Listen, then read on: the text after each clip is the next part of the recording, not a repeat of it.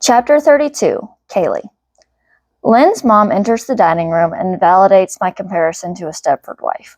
She's wearing a gray quarter-sleeve crew-cut top, black slacks, and a patterned apron. She has a string of pearls around her neck, for crying out loud. The apple pie she's holding pushes the look over the top. I want to ask if she's for real, but considering how none of the guys or Callie are acting weird, I assume this is just how she dresses. Her house is giant and immaculate. I wonder how many maids they have to keep it so clean.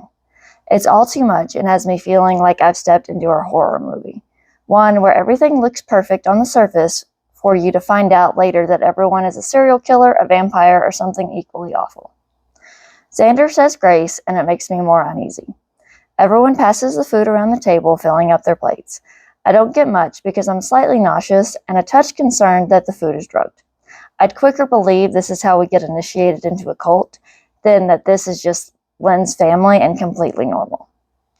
Sarah kicks me under the table, and I realize my thoughts might be broadcast on my face. I try to wipe my face clean of emotion and focus on eating. I'll give the Stepford wife one thing. She can cook. Everything on the table is delicious. I'm curious to know whether she does the cooking or if she has a cook none of us have seen. "What are your plans for tomorrow?" Lynn's mom asked after everyone starts eating. "We're going to Bellissimo Feudo for dinner beforehand." Lynn pauses, taking a deep breath. "Josh Wicks is having a party at his house after the dance. I was hoping we could go to." "A party? Will there be any parents there?" A mom with a scary mom look is new territory, and all the freakier with her perfect demeanor. "I don't know. If I had to guess, I'd say probably not." It's weird watching Lynn ask permission to go to a party. My parents wouldn't know if Sarah and I moved out. "Xander, are you wanting to go?" Miss Kingston asks. Lynn looks at Xander, and they seem to have some kind of silent communication. If we're allowed to go, Xander keeps eye contact with Lynn. I wonder if their mom is making them take their younger brother with them. "Will there be alcohol there?" "I don't know. I don't think so. Josh doesn't drink. Josh is a good guy. You love him, remember?" Lynn says. "Be home at midnight. Take care of Colton and Callie. Don't make me regret letting you go. If there's alcohol there, I expect you to come home immediately." Lynn's mom eyes each of the guys in turn, as well as Lynn and Callie. Lynn gets up and hugs her mom. I had assumed they drink like most of the other popular kids who go to parties. I guess Lynn is too good to drink. "Thank you," Lynn says. "I promise we'll behave, and I'll keep an eye on all of the boys." "See that you do. Has everyone else already asked their parents?" The boys all nod. "I don't think we're invited." Sarah looks uncomfortable. "I didn't even know there was a party." "I didn't know about the party either." I'm impressed that Sarah spoke up, though. It doesn't sound like our scene, and I figured we'd head home after the dance. Lynn's mom raises her eyebrows at her daughter. "Is that true, Lynn?" "There's not a guest list or anything. Josh said I could bring whoever," Lynn shrugs. "Of course he did," Tristan says, before adding, "Ow!" I'm pretty sure Lynn kicked him under the table. Lynn's mom looked confused and opens her mouth. Before she can say anything, Colton says, "Mom, can I please talk to you in the kitchen for a minute? Please?" "Sure, honey." As soon as they leave the room, Lynn glares at Tristan. "Are you trying to get me in trouble?" "No, I was just teasing you." "You should know better than to say that kind of stuff in front of my mom," Lynn huffs. "Hate to butt in and all, but what are you talking about?" Sarah asks. Daniel is the one to answer. Lynn and Josh dated last spring. He's still somewhat hung up on her and therefore would do anything for her. Mama Kingston hates that Lynn doesn't seriously date. Lynn hates us talking about her love life in general, but especially in front of her mom. Lynn doesn't seriously date? I mean, I know most of her relationships were pretty short-lived, but if she doesn't seriously date at all, that does not bode well for Drew. Lynn's cheeks turn bright pink. He's not still hung up on me. We weren't even together for an entire month.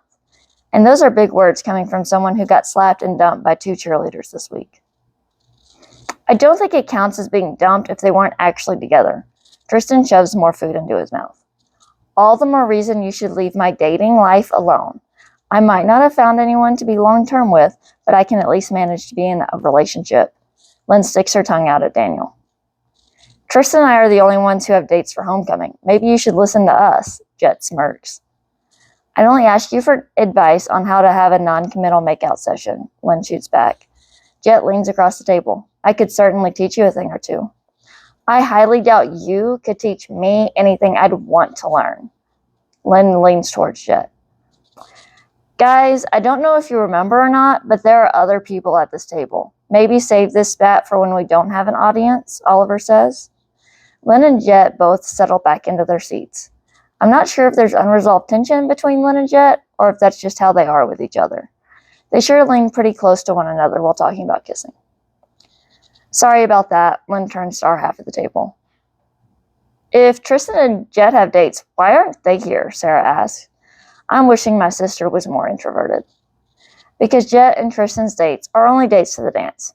They can either go along with what's planned or go to the dance by themselves. Jet and Tristan are jerks like that. Like they didn't get mums for either of their dates. Xander's face says he judges them immensely for that behavior. Shut it, Shrimp. At least we can get a date. Jet leans forward to look at Xander. I told you to stop calling him Shrimp, Lynn says. Plus, he has a point. Jet jumps back a little at Lynn's statement, and I think she kicked him. Not everyone wants to make out with every cheerleader. You're allergic to commitment and act like that's a good thing. Xander rolls his eyes. Whatever. Jet gets up and leaves the room. Daniel follows him. And I was worried going to dinner and a dance with a bunch of popular jocks would be boring, Carter says. There's a pause at the table as everyone freezes and looks at Carter. Before he can backpedal, Xander bursts into laughter. It breaks the tension and causes everyone else to laugh. Colton and his mom come back, and it seems like she's been thoroughly distracted from Tristan's earlier comment. So I thought since you're all going in a group, it might be nice for the girls to all come over early and get ready together, Lynn's mom says. Then the guys could come over here and I can take pictures of everyone all dolled up. Oh joy, more time in this mansion with Lynn and her perfect family. Hopefully Drew counts this as my penance for being mean earlier.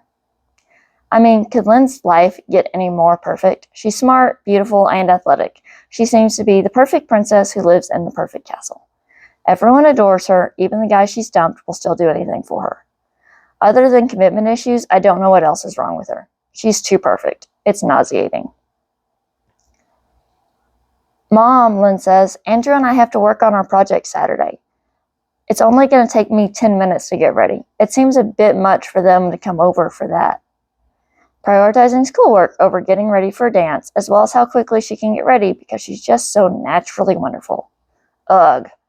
Either Lynn is as perfect as everyone else seems to think she is, or she's a better actress than her twin. I take a deep breath and remind myself how much Drew likes Lynn. It'd be good for him if she's everything he thinks she is. I need to focus on getting her to notice how wonderful Drew is. Her mom frowns. Lynn, you're being rude, and it wouldn't hurt you to have some girl time. Fine, but I have to have the paper written for this week's movie before I'll consent to whatever makeover idea you have in mind. That's reasonable, Lynn's mom agrees. We finally all agree on coming to Lynn's house at 5 to get ready. While we're sorting out the details, Jet and Daniel come back into the room. Lynn seems tense and uncomfortable. Maybe she dislikes us being in her house as much as we dislike being here. Maybe Drew is right and Lynn is only inviting us with them because her mother is practically making her.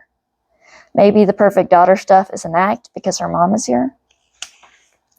I notice Grayson's arm brush Lynn's as he reaches for the salt.